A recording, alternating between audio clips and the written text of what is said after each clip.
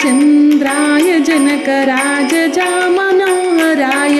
मामकाभीष्टदाय महितमङ्गलम्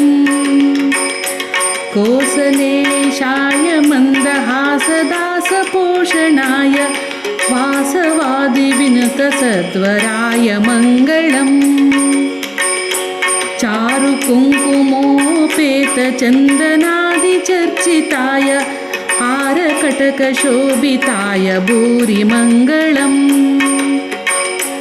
ललितरत्नकुण्डलाय तुलसीवनमालिकाय जलदसदृशदेहाय चारुमङ्गलम् देवकीपुत्राय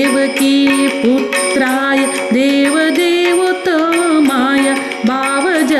गुरुवराय भव्यमङ्गलम् पुण्डरीकाक्षाय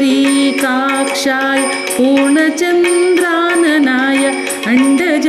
वाहनाय अतुलमङ्गलम्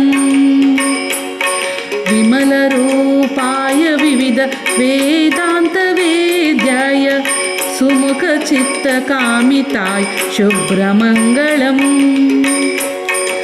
रामदासाय मृदुलहृदय कमलवासाय वामभद्रगिरिवराय सर्वमङ्गलम्